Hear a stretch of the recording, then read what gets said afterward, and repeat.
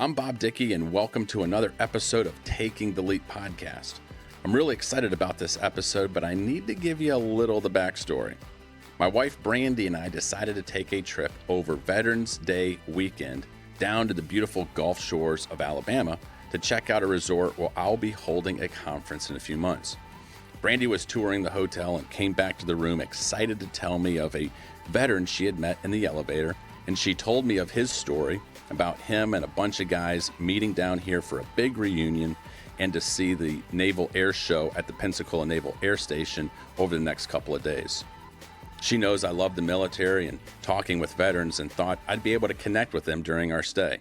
Fortunately, the next morning up on the club level, I popped in to get breakfast and to sit down and to listen to a podcast. While seated there, a lady named Gloria walked over and introduced herself and pointed to a large table in the middle of the room with a group of distinguished men talking and laughing, and started to give me their backstory. That right there was none other than the Pensacola Naval Air Station Flight School class of 1958, 28-58 to be exact. They were back for their yearly reunion and to watch the Blue Angels over the next few days with special dinners and activities on base. Little did I know that I was staying at their hotel and found myself in the midst of their party. I told Gloria I was an Air Force veteran and I would love to hear their stories, and I was kindly given an invitation to join this group of American heroes reliving their time in service. As I sat down, I could not help but ask question after question. The stories were fascinating, ranging from their time in service during the Cuban Missile Crisis to stories of later in their career when some of them became commercial airline pilots. I love to ask questions and learn, especially from veterans, and I found myself in this little club on the 8th floor of the hotel every morning at breakfast when this group of men met, and then in the evening when they came back before heading out to dinner. The conversations were engaging, the camaraderie was high, the memories long, and I left each meeting knowing I had just spent time with a group of American heroes, and it actually made me love America even more. I was in awe of this tight-knit group of friends who had stayed connected all these years. Now, their families got together yearly for this reunion. It reminded me how friendships and bonds formed during life are so important. How going through challenging times and obstacles with a team of people bind you together in ways you can't even imagine. These men had forged friendships through adversity and hardship, and it was a bond unbroken by time or distance. I wanted my children to hear these stories. I wanted to remember what I was hearing. I took a gamble and I told Gloria about my podcast, and as luck would have it, I had my equipment with me. I knew this ask would be enormous. These men had a tight schedule and way more important things to do than to talk with a stranger in a hotel. But one thing I've learned in life is nothing ventured, nothing gained. Gloria, do you think these men would mind giving me an interview? I just want to ask a few questions. She got on her phone and looked up the podcast that I was telling her about. She started showing it to some of her friends. She then showed the men. And before long, I had my answer. They were all in.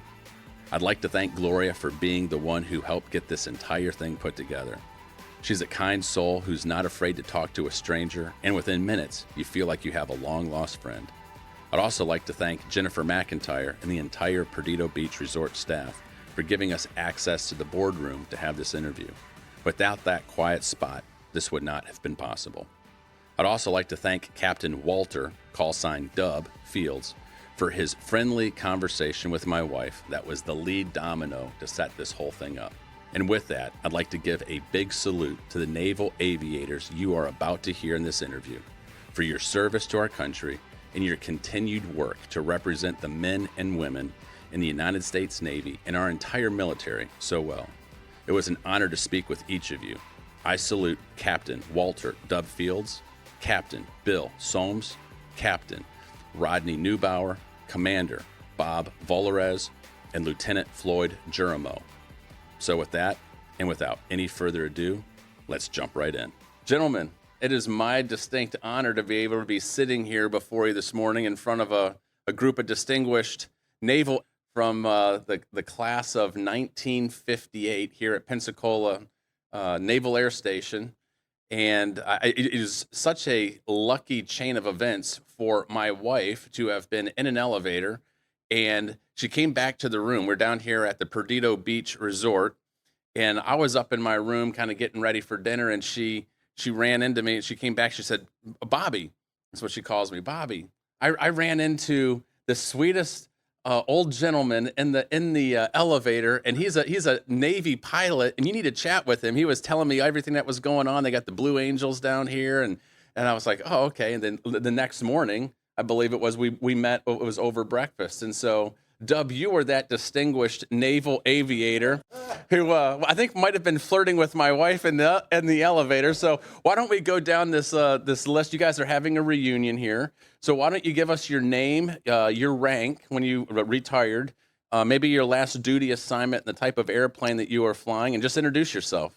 Okay, well, my official name is Walter Fields. My nickname is Dub. And ever since a certain incident occurred in my naval career, my call sign now is Fireball, and we won't go into that right now. I retired as a Navy captain, and my last duty station flying the F-8 Crusader was at actually Navy Dallas before I moved to Minnesota, and then they didn't have airplanes any longer, because they were all taken away when the vice president at the time lost his election as to become president. And so that was their punishment in Minnesota, to get rid of the airplanes from the Naval Reserve, and the Air Force then took over the base as further punishment for backing who they thought was going to be the next president. As far as flirting with your wife in the elevator, I did not know that she had 6 children and was married, but I thought she was awfully nice. She thought you were awfully nice too. You made quite a first impression. She loved you. Well, the older gentleman, I'm not sure what she meant by that. I think she was referring to somebody else she saw outside before I entered. That's right. That's right. You're still young at heart. I can tell. Yes, I can tell. am, Yes, sir. Yes, sir. Who's this distinguished gentleman to your right? Okay, it's Rodney Neibauer, and my call sign is Rocket Rod. Anyway, I retired as a captain from the Navy. Last duty station was commanding officer of a P-3 squadron in South Weymouth, Massachusetts.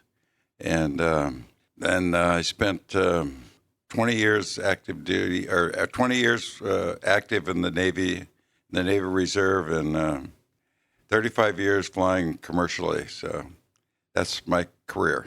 Fantastic. Who did you fly commercially for? For U.S. Airways. For U.S. Air. Yeah. Awesome.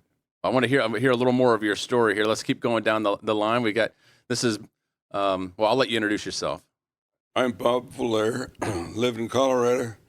My last duty station was Comm Nav Airline Staff. We worked for the command, the Admiral there, and traveled all through the area of London and other places we stayed. Mm-hmm. Retired as a Navy commander, and my last duty station was in, as I said, in Rhode Island. So, Fantastic.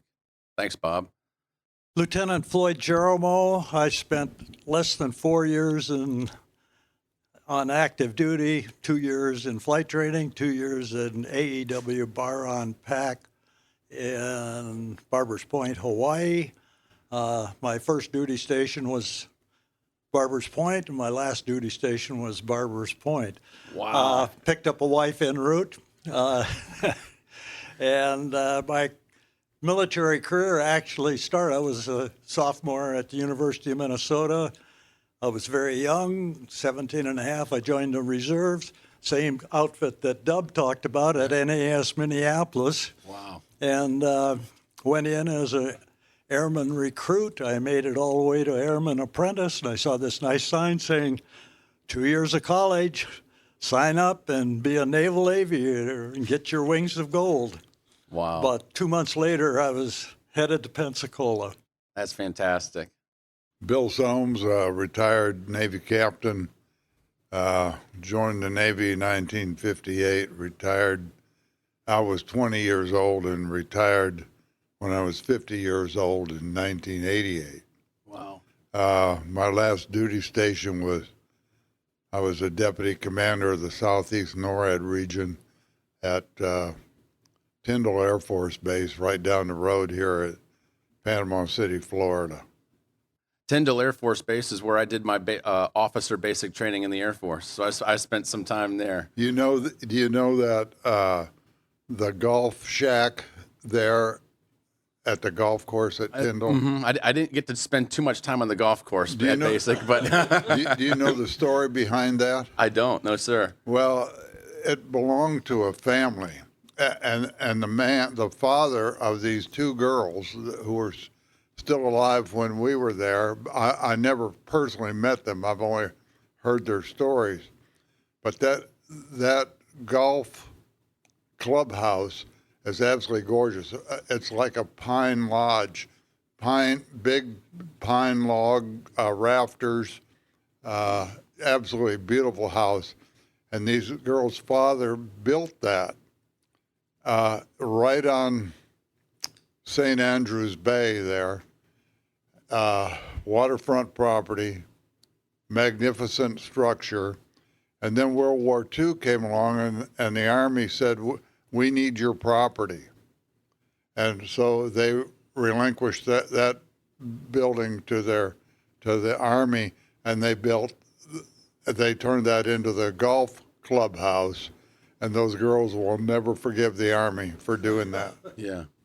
You're thinking it's going to be for some like national security issues, and they turned it into a golf course. You're like, well, let's see. Bill, we were just chatting over breakfast. I want to get into a couple of different things about your guys' career, maybe some of the things that you learned as you look back. You guys are. I've watched you now over the course of maybe a day and a half, and we've engaged. And there's a little club level here at the hotel, and so we've been able to have breakfast together in the morning and drinks together in the evening. And I just kind of watched you guys, the camaraderie. And I'm thinking back. I'm trying to go back down memory lane and just imagine you guys as a bunch of young men starting your career. And what was the world like for you? I'd like to know, like, as you guys were entering into, maybe we can start on this end of the table and go down. But 1958, you guys you're young boys, we'll say young men starting out in your career. What was America like in 1958? I would imagine are we still at the height of the Cold War? So is there fear of the Soviet Union, maybe internationally? But what's happening domestically here in the United States? We're maybe a decade or so past World War II, the end of World War II. So you guys probably grew up and you probably saw images of that. And I'm just curious of what inspired you to join the military? And what's going on in the United States? What is it like to be a young man in 1958 about ready to enter military service? Well, in 1958, the United States of America was king of the hill. We had won World War II just 13 years prior. We were a united country. The Soviets and China had nuclear weapons. That was of some concern. Civilians were building bomb shelters in their backyards and stuff in case of nuclear attack, and however much money you had depended on how nice your bomb shelter was. But we had a lot of fun. Never really gave that too much thought, although it was like a cloud hanging over the nation, but not to that extent because, hey, we had new automobiles and we were all looking for girls, and life was fun. We had a good time, and personally, I just wanted to fly airplanes, and so looking for a way to do that. You didn't care about the girls, huh? girls were sickest to those airplanes. Yeah, it was a pretty rosy time, really, high school and college. I'd say militarily, we hadn't really got into the Cold War yet in 56, 58. It was there, and the biggest part of it was the Korean War. That was the one thing that had damaged America as far as militarily from Second World War into this utopia where they were building, and then Korea came up, and that started to be the building blocks of the Cold War. So what was, when you speak about Korea real quick, what was the learning lesson, or what do you think that it was, because this was, what do you think was, how was America adjusting post-Korea? What was the attitude, it was the sentiment? thinking of, we were friends with Russia not too long ago in World War II, and all of a sudden this Korea came up, and all of a sudden China and Russia were now adversaries, and that was the beginning of the Cold War. So we pivoted pretty quickly from we were friends, now we're enemies. Bob, what do you think? Thing I remember is when we were in primary training, there was several Cuban officers that were training with us, and all of a sudden they disappeared. Meaning they were probably, I think Batista was the one that actually recalled them. Okay. And obviously we never knew what happened to nice kids, but we often would have, most of them were kids of senior military people, and that's what got them into flight training. And I often wondered what happened. That to me was the very first part of what was to come. Right. This is Rodney, and one of the things you have to remember is that there was a draft back when we were young, at 18, 20 years old, whatever. The draft was still going on. Oh, absolutely. Okay. So being able-bodied, the way to not be drafted was to go to college. But if you didn't make it to college, you were going to be drafted. Okay. So in my own personal experience was I worked my way through college. I said, this is what I want to do. I knew that you had to get 2 years of college before you could get accepted into the Naval Cadet Flight Training Program. So that's what I did. But one of the real reasons I became a naval aviator was I had a cousin that was a little bit older than myself that married a local guy in Chinook, Montana. And he was a naval aviator during World War II and the Korean War. And he used to come back, and he had all kinds of photos landing and taking off the straight deck carriers. They didn't have the angled deck back then, so you'd see airplanes ending up into the barriers that, to stop them from going off the end. And this guy was my real hero, and that's really why I became a naval aviator. Wow, that's amazing. Dub? Well, I'm Dub Fields again, and I guess my dad was in World War II, so I was affected by that. He survived it and came back home, but the military was in my future, I felt. One day in high school, before Elvis Presley came to town and rode around in a convertible with all the rest of us in the same high school, and we didn't even know who he was, except we knew it was going to cost $2 to go hear him sing his songs. This was in Kilgore, Texas, back in the 50s. He came and rode around with you. Yeah, we didn't even know who Elvis Presley was. We just knew he was doing a concert, and it was going to be a couple of bucks to get in and hear it. Wow, and that's a lot of money back then. Well, it was. And he rode around. They had pictures of him in the back of the convertible, and he just was one of the guys, which turned out good. Unfortunately, a young waitress in a close-by town chose to tell the police that he had harassed her. So Elvis didn't stay around too long after that, but obviously he came out of it okay. Yeah. So since the military was ingrained in me, a guy one day said, "Do you like shoot rifles?" And I said, "Yeah, I guess so." And he said, "Well, why don't you join the Army National Guard? And they have rifles and everything. You can just have a lot of fun." Well, that sound like the way I wanted to go. So I joined the Army National Guard, spent 3 years there, And then it was time to re-enlist, and so by then I was going to college. So the Air National Guard appealed to me more than crawling around with the scorpions on the ground, as I had been doing for 3 years. And I thought, I'd rather be up there where those guys are than down here with all the snakes and scorpions. So I went in, was accepted for pilot training with the Air Force, and I thought, boy, I'm on my way. Well, over Christmas, I had an oil field accident. My dad was a petroleum engineer and was on a drilling rig over Christmas. So a 2,000-pound piece of pipe got knocked off of the pipe rack and hit me right across the right leg. And fortunately, it was muddy, and we were in Louisiana, and it was about an hour and a half away from Shreveport. So they finally were able to get the four of them to get the pipe off of my leg. And so I spent the next few years recovering from that. But very quickly, the Germans developed a method in World War II to get the POWs back to work quicker. So they developed this where they would cut into your leg or arm, insert a rod there, and then just cover the top. And that quickly got me back. So now I'm out of the hospital and in good shape, and the doctor said I can go to flight training. Went to Waco, Texas, because they asked me to come down and get a physical.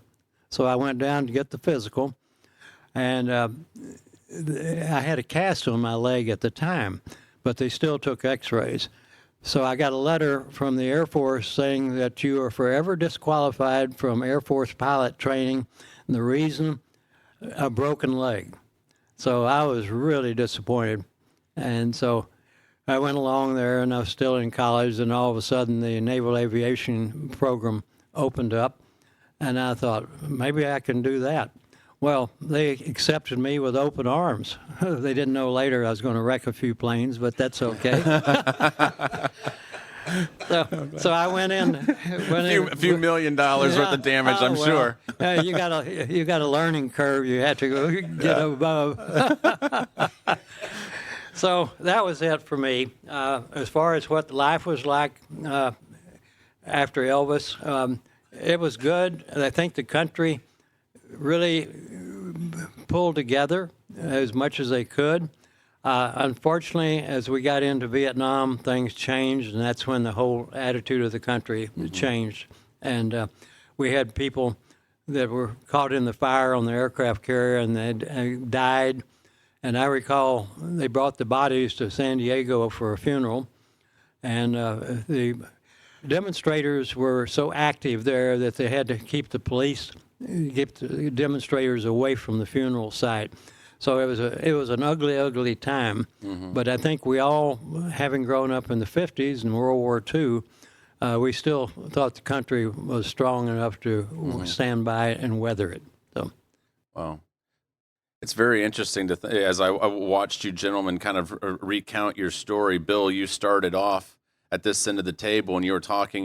Your initial comments were the United States was king of the hill.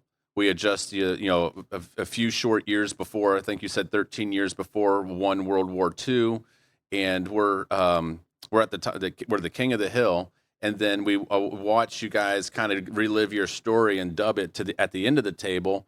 Your final comments are about how things had changed, and within a few short years, we went from maybe peace, prosperity, the country being united, maybe a hope and an optimism for the future, and then we get into Vietnam, and that I remember my dad telling me stories about the Vietnam era and how he felt like the country was being ripped apart, and so in some respects, maybe this segue for something I'd love to hear your thoughts on. As a father of 6 children myself, I feel like we're navigating some of those similar type times right now in America. And as my dad he's shared with me, it's like, man, Bobby, it feels a little bit like the 1960s. It feels like the country's very divided, and the country's going through some stressors right now. What would the other? I'd like to hear your feedback on that, and maybe what words of encouragement. You guys lived through it. You're proud Americans. You're naval aviators. You love your country. You served your country. What words of encouragement would you give maybe to young people right now? Young people who don't have a lot of life behind them. They don't have a lot of life experience, and they're trying to navigate these challenging times. What type of words of encouragement would give young people to motivate and inspire them to do great things? Like, I hear multiple gentlemen here said that you were like Rodney. You said, there was somebody that you looked up to. That was that naval aviator that came back. You're like, I want to be like him. He inspired you to greatness. You guys are people that young people today look up to. You're American heroes. How would you inspire today's generation to greatness and to navigate some of these difficult times? This is Floyd. Yes, this is Floyd. I think the biggest split we have is the split between the right and the left politically. And my advice, and I tell this to young people, our government operates because we're a two-party system. This election has just proven that we are a two-party system, and it's split right down the middle. Mm-hmm. And either if you're left or right doesn't matter. Fact is that we have elected people to make decisions for our country, mm-hmm. and to do it in good faith and in harmony. Mm-hmm. But that's our system. Not that we're against the other side of the spectrum, but that we have this ability. We don't have a dictatorship. We don't mm-hmm. have a king or whatever. We have a two-party system, political system, mm-hmm. that operates our country. And I really try to tell people to forget this extremism, mm-hmm. and talk about the good things that you can do together and negotiate together. Yeah, that's great words of wisdom. Bill? Well, I see the division, like Dub said down there, started in Vietnam, where a lot of Americans went to Canada to avoid the draft. I see the division between capitalism and socialism is appealing if you don't know capitalism. Mm-hmm. Socialism says we're going to give everybody everything you need, and you got a phone and a car. What else do you need? Well, capitalism lifts more people out of poverty than socialism ever could. Mm-hmm. I saw a cartoon the other day. Capitalism is a man fishing in the river, catching his own fish, and the socialist is fishing in the other fisherman's bucket, getting the fish that he's already caught. Yeah. Socialism's appeal that for these youngsters that I don't really have to do anything. We're just going to spread the wealth. Well, mm-hmm. if you spread the wealth of this nation and give everybody the same thing, everybody's poor, mm-hmm. except for the leaders in the country. Mm-hmm. And I don't want to see that. Capitalism lifts people out of poverty. Sounds like we need to be, our young people, all of us need to be educated, lifelong learners, and really dig in and take the time to learn these things as opposed to just maybe believe what's printed on Twitter or social media or wherever else, right? Bob, what do you think? Well, I think talking about the country, in the late 60s, early 60s, mm-hmm. the last thing you wanted somebody to know was you were in the military. It was not something that people respected. It was, you were actually not treated well, not personally, but just because of what you represented. Mm-hmm. And I think what's happened today, which is a transition, which is very, very pleasing, is today military members are being very, very well respected, and I think you can instill that in younger people. Mm-hmm. You're going to see a transition, mm-hmm. and we're in that transition right now. And I think you've got to still believe in who you are and the country in which you represent, but things are getting better for military people, and I think they're getting better in general for people. But yet you have these people who feel like the U.S. is terrible. Ask them to move to some other country. Get them out of here because they're not supporting the system. Well said. Rodney? Well, I don't know where to start, actually. First of all, I think one of the biggest problems with our country today is the media. I read the New York Times every day, practically, and I watch television, Business Channel, Fox News Channel, CNBC, whatever. And I agree with Bill. Capitalism has lifted more people out of dire circumstances than socialism could ever even think about doing. I've traveled through Eastern European countries, and in fact, I've been to all 7 continents on the world surface, and I've seen extreme poverty, like places like Egypt or particularly Mexico, some places in Africa, and it's just, if we had an honest media, would really help this country a lot, rather than them trying to project their opinions to the general population. If they just report the news, factually, it would be a whole big improvement. But I've always tried to set an example personally, and I think that goes a long ways, particularly raising a family. If you are honest, you teach your children to believe in God, your country, and that family is important. And I really tried to see that I have 4 children, we're all well educated. The country is divided, and I don't know what the solution is. Hopefully, it's got to come from the top. Our national leaders have to lead our country and make good decisions for it. And democracy is great. There is drawbacks of that system because in Washington, D.C., we've got bureaucrats and agencies that are nothing but appointed people, and they set rules and regulations and that the rest of us are supposed to abide by. Like, when this president came in, Biden decided that, he was going to do away with the petroleum products, fuel. Well, it doesn't take a genius to figure out that thousands upon thousands of products that are produced in our country come from petroleum, not just gasoline or diesel. I mean, there are tons of products. Right. So when you shut off that, I mean, what do you expect to happen to your economy? I mean, it was a terrible decision. So until we get national leaders that can see the way forward, I mean, we're going to be really divided. Dub?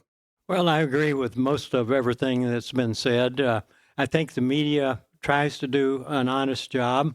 However, we've got all sorts of politicians, as you know, that don't want to accept a viewpoint other than their own viewpoint, and that's unfortunate. As far as the military, comment was made about how the military is being treated. I recall when I was on a selection board in Washington, D.C., everybody wore civilian clothes because they didn't want to be identified as the military. Then when President Reagan came in and he changed it so that people wore the uniform at least one day a week, and that kind of started the movement towards accepting the military back in. Not that it applies, but I like the fact that here in Floribama, where I was yesterday, there's a sign there that says alcohol, and underneath it says, "A good story never developed from somebody eating a salad."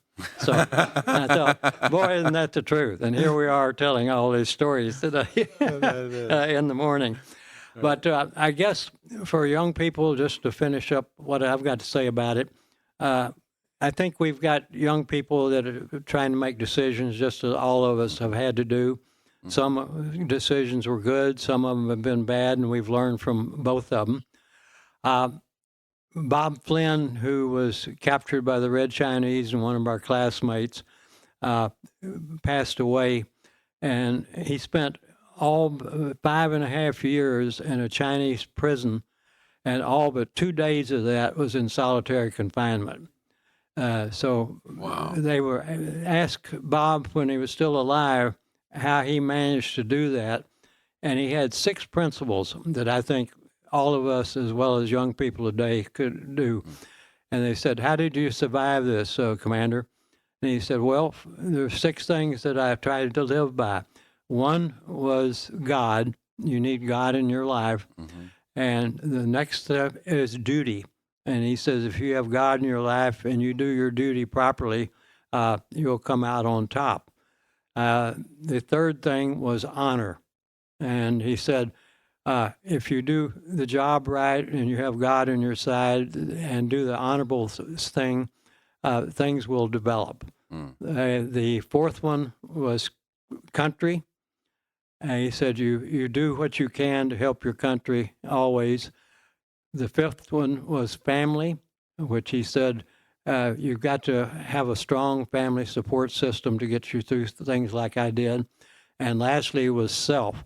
And he said, if you believe in yourself and you have to do these other 5 principles, then things will come along. And I think that's what the children today, young adults, need to live by those 6 principles. And if they do, I think they'll turn out just fine. I love how he has them in the proper order, where self is last, not first. That's amazing. Well said, Dub. Dub, thank you so much. Well, I think about you. I asked you the question about what you would words of encouragement that you would share with young people today that are starting their career. And Dub, that was amazing for you to be able to remember all 6 of those in order the way you did with your friend. But it was Bob Flynn, is that correct? Bob Flynn. Are there any other maybe principles that you guys learned in the military, things that you, disciplines or principles, things that you feel were taught to you in the military that you use throughout the rest of your life? Because you all went on to other careers and do things. You've been successful, or are there things that you would share with? It doesn't have to even be children, but let's assume we know this is a tough time for many Americans economically. We have rising inflation. We're hearing that there's a lot of layoffs coming even in the tech sector, right? So in Silicon Valley, it's very unheard of for large tech companies who have been doing very well. They're laying off not just thousands, but tens of thousands of employees. So there's a lot of moms and dads, mid-career professionals in their 40s that are now facing some economic challenges. What type of words of encouragement, maybe principles, things of success did you learn in your military career that people could apply to their everyday life to help them navigating challenging times? Because you guys all went through challenges, right? And the Navy, wasn't the primrose path. You guys went through difficulties. There were times where maybe you were scared, their uncertainty, but you guys navigated that. You learned how to navigate those challenging situations. What type of words of encouragement would you give people? I'd say my life, starting off as a little farm kid in North Dakota, the biggest thing that affected my life was the fact that my mother taught a one-room school with about 10 kids, no, not even that, probably 6 kids in it. Mm-hmm. And not having a babysitter, she put me in first grade when I was just 5 years old. So I've always been the youngest in anything I do. I'd say my life has been always the thing about 2 paths. You're at a decision, whatever it is. You have to go down this path or this path. I've always had a 2-decision path. And I've been very fortunate to always take the appropriate path. Always decisions, life decisions. And you go, I'm going to go this way. It's definitely what it is. And be it in the military, I ended up in commercial aviation. I flew for United for 32 years. Wow. And it's just, I've been fortunate, very fortunate, but I've always made that. I look back at those major junctions when I made decisions, kind of instantaneous to say, well, you have a background of why you're there, but you take this road Right. to the right. The road less traveled, right? Yep. So when you were in that spot where there's a fork in the road and you've got to choose, I'm either going to go right or I'm going to go left. Is there something that's going through your mind to help you make that decision on which fork or which path I to think take? the decision came of trying to look ahead and saying, okay, I'm going to do this, but where is it going to take me in 20 years or whatever? And you say, okay, that's going to be a better outlook. And I go down that and, you live through it. So you made decisions with intentionality, thinking about the future. Yeah, just thinking about the end. If I do take this path, I don't know where it's leading, but what would be the result of taking this over the other path? Wow. That's great words of wisdom. Anybody else have something you'd want to add? Well, I grew up in Detroit. Bill Soames here. And I can remember as a kid walking down the block, a couple blocks over, a couple blocks the other way. People had these flags in their window, some with blue stars, some with silver stars, and some with gold stars. I recognized from that experience that a lot of people had family in the military during World War II. Today, when people say thank you for your service, I am not always appreciative of that because in World War II, we were united. Everybody was in the game. Everybody was supporting the military. Two women next door to me when I was a kid were in their 20s or so. They worked in munitions plants and aircraft assembly plants. Everybody supported the war effort.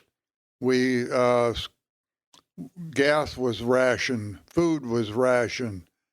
You couldn't buy a car because all the automobile manufacturers were building airplanes, tanks, Jeeps, what have you. Now, when people say thank you for your service, I'm thinking, what did you do for the country? And I noticed just recently, Xi Jinping in China has told the Chinese people that they will all be supporting the military effort. And I think that's what's essential. If you're going to win wars, you need to support the effort. We see our president giving a lot of war supplies to Ukraine, and that's a good thing. Are we replacing those war supplies we're giving away? I doubt it. $31 trillion in debt is not a good thing. It will catch up to us. And I'm probably off the subject that you asked me to, were asking to talk about, but that's what was on my mind. No, I appreciate you sharing. Anybody else have anything? Dove, I saw you down there at the end of the table scratching some notes on a notepad. Well, one of the things they have to keep in mind, the younger generation, I mean, for us guys sitting here today, we weren't afraid to fail. And if you want to accomplish things in this life, you got to be acceptable to the fact that you can fail. If that happens, then you pull yourself together and continue on. But you can't be afraid to fail. And that's something that I've always had in the back of my mind. The other thing in the military and in general life, you have to be honest. You have to be an honest person and to set an example for those people that you work with or people that your family. And I can't tell you how important I feel that is to be an honest person. Along that point, Rodney, you were talking about not being afraid to fail. And, Bill, this morning over breakfast, you were talking about when you were being sworn in there in Detroit. I think Grosse Seal Naval Air Station down there on the river. And you said that it was in the midst of your swearing in ceremony. You were watching a plane do touch and goes out there on the runway. And midway through, the plane went up. The engine sputtered and it nosedived into a cornfield. And you literally watched two naval aviators perish that morning. And the commanding officer that was in the midst of your swearing in ceremony turned to you and said, "Hey, you sure you want to do this?" And in that moment, you were having to make a decision of, you know what, I'm going to do something that's risky. You knew the risk. You saw it right in front of you. And so not only were you guys willing to say, hey, I'm going to fail. I'm not afraid of failure, but I'm also going to take a risk. You guys, every single day that you put the uniform on, every single day that you flew an airplane, you were taking a risk, calculated risks. But there's no such thing as accomplishing great things in life without taking calculated risks, right? So you've got to be willing to do that. I think sometimes if people want to be successful in life, but they're like, I don't want to take any risks. It's like, yeah, you got to lean into some of those things, right? But that really touched you this morning, Bill. I mean, how many years ago was that, Bill? 64 years ago. And I, as you were retelling that story, I could see you kind of choke up a little bit. You knew exactly who those two gentlemen were. You remembered their names as if it was yesterday. And, but that was something that each and every one of you, as you were serving in the military, you had to take those risks every single day. In my case, a lot of those risks were self-inflicted. I remember in flight training, we had to do a loop in the T-28, and we did it at, I think, 3 Gs or something like that. And 10 years later, I'm flying a T-33 out over the Virginia Capes, just off the coast of Virginia and North Carolina area. And I said, I haven't done a loop in 10 years. Now I'm flying a single-engine jet, and I said, I'm going to do a loop. The smartest thing I did in that loop was started at 20,000 feet. Where did you end up when you came to? Well, I said, I'm going to pull up at 6 Gs. And I forgot all about grunting and tightening your abs and all that stuff. I didn't have on a G suit. And as I was going through the vertical, my vision narrowed right down. Like they said in flight physiology, your vision narrows right down. And then, of course, the blood's draining out of your brain. So, and the first thing you lose is your eyesight. I could still think. And I said, I think I'm going straight up. And then I got to the point where I didn't care. No blood in the brain. Yeah. And then all of a sudden, I was awake again.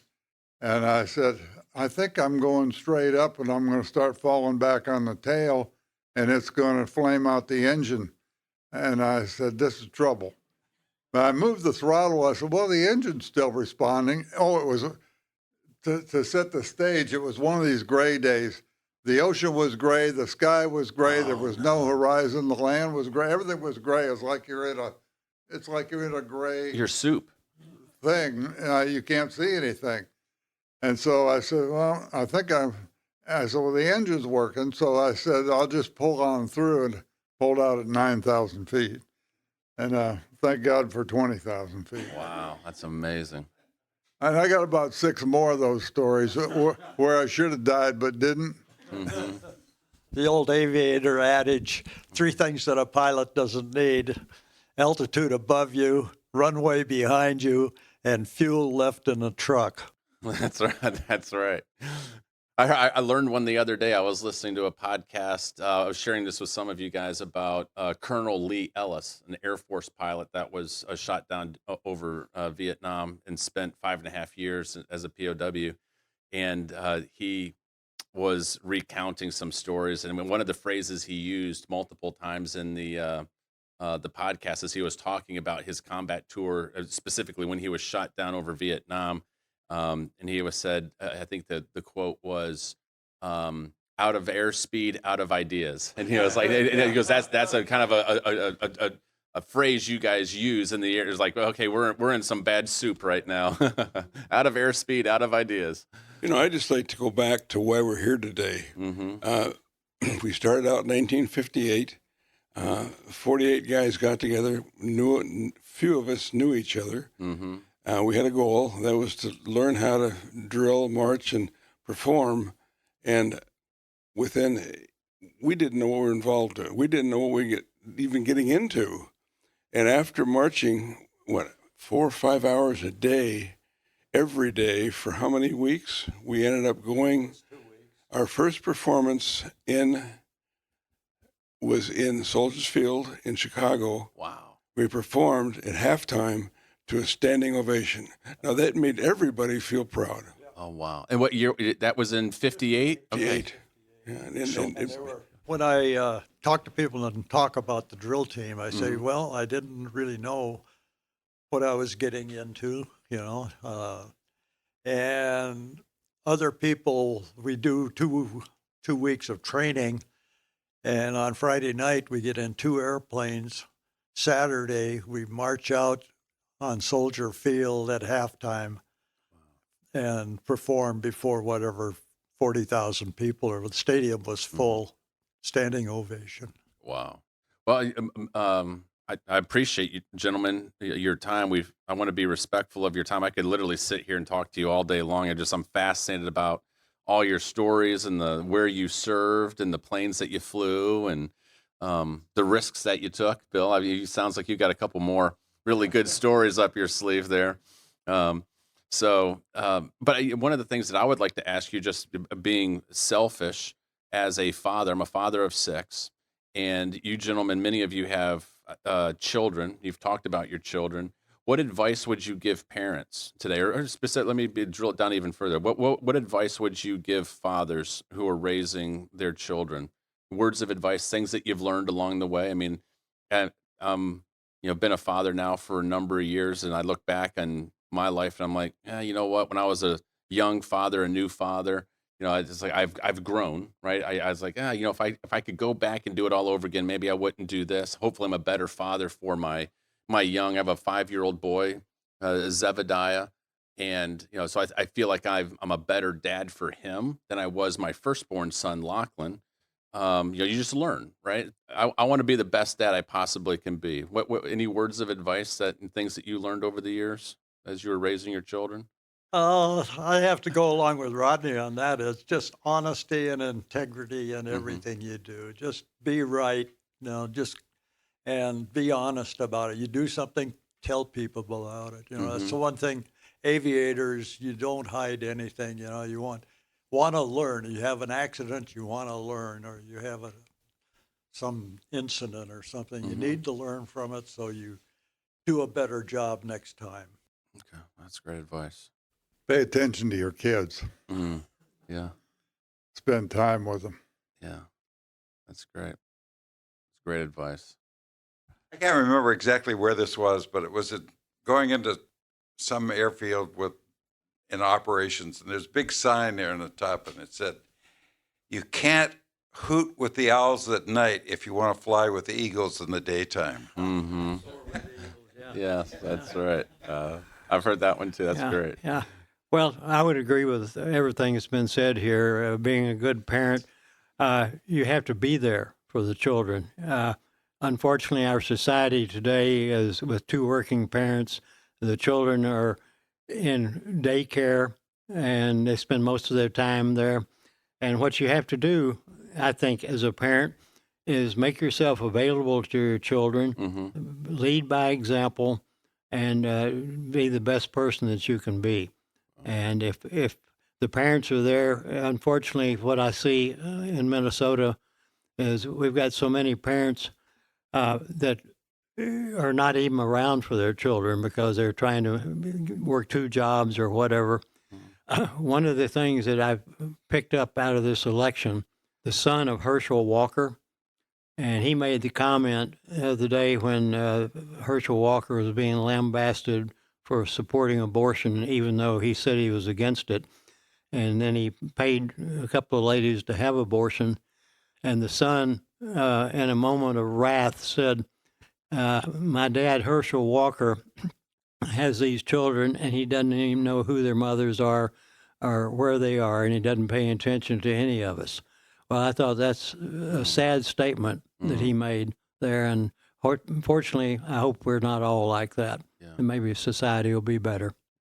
Fathers play a very important role in their children's lives, and it's children who grow up without a father.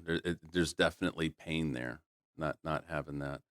Um, well, I've got one last question for you guys, but I want to. Is there before I ask you that question? Is there anything in particular that you would like to share? Is there something a story that you'd like to share? Something that's on your heart? Something that you would like to share with people, young people, parents?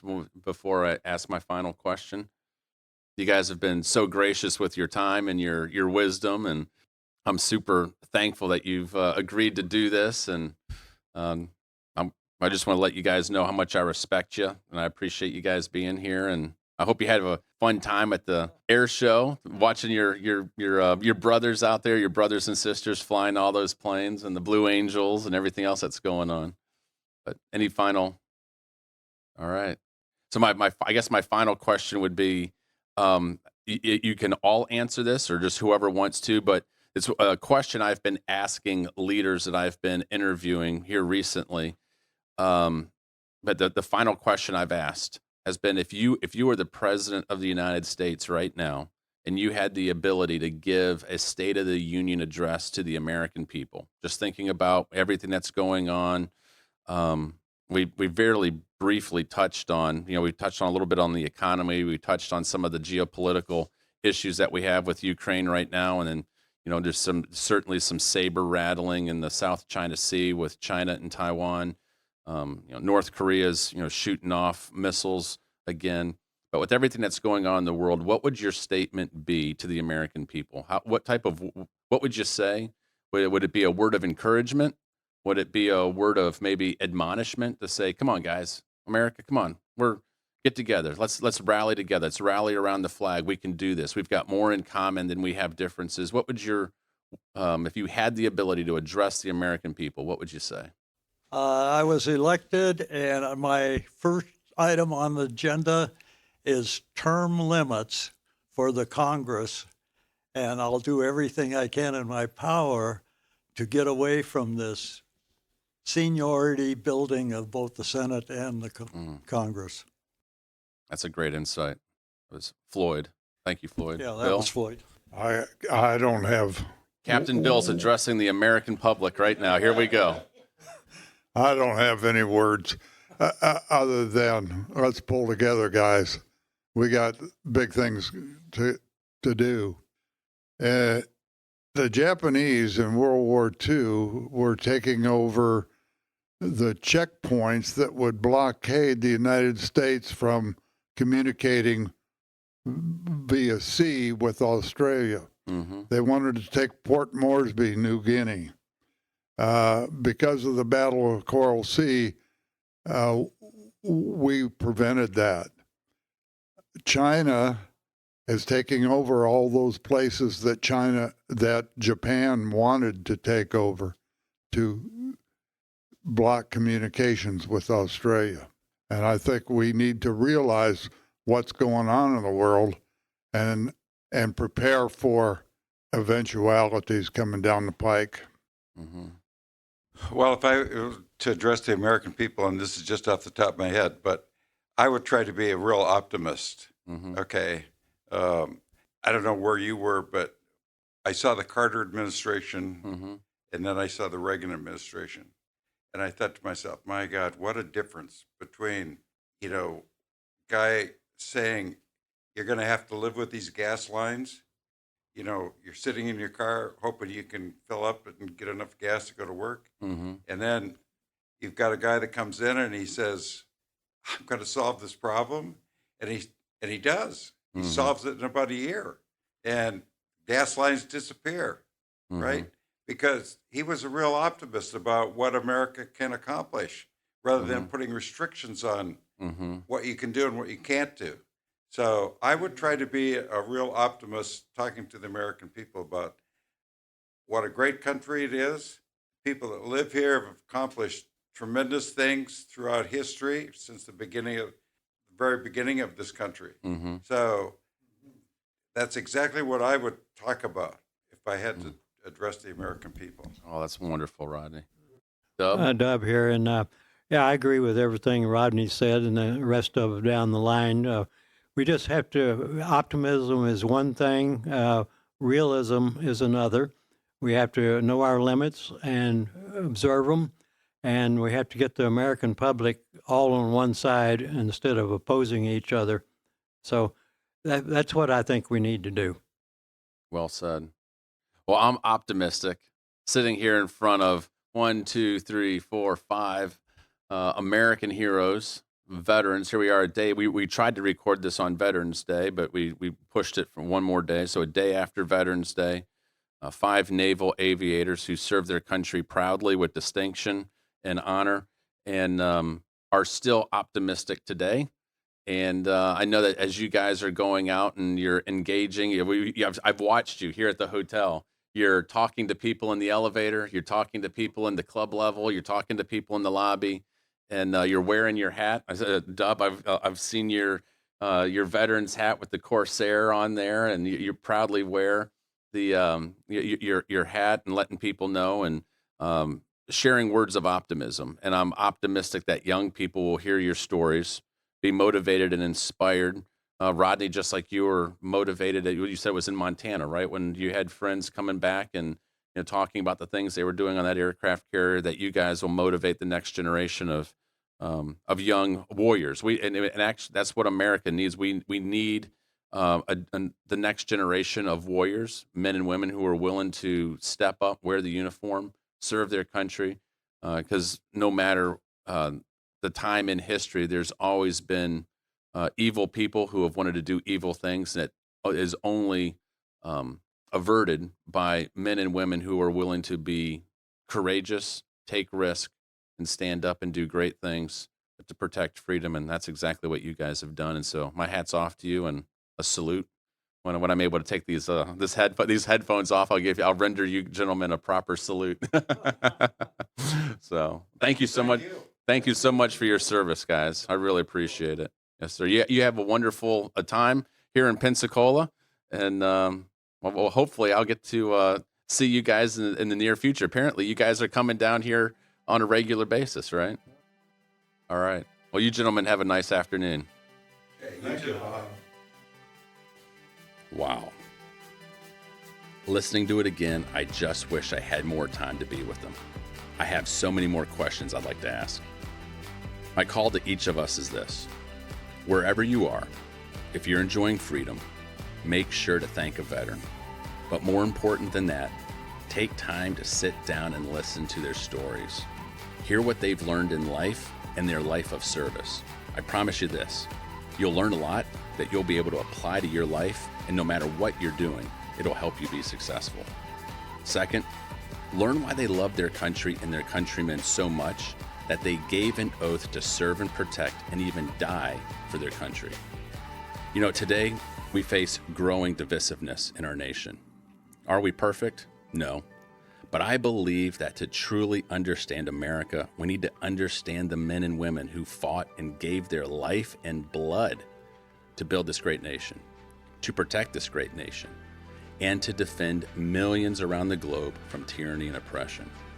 This is a great country because we are blessed with brave and selfless men and women who have understood service to a higher cause, and they gave their life to do just that. When you hear their stories and you see the world through their eyes, you will understand America better. Finally, you don't need to serve in the military to serve your country. We need men and women in every sector of society serving today, helping their neighbor, protecting the innocent, speaking truth to power, and looking for ways to make the world a better place. You may go unknown, you may go unnoticed, but I can promise you this: you will not find greater joy or satisfaction in life than of living a life of service and knowing you are spending your life well and making a difference, no matter how great or small. God bless you, and God bless America.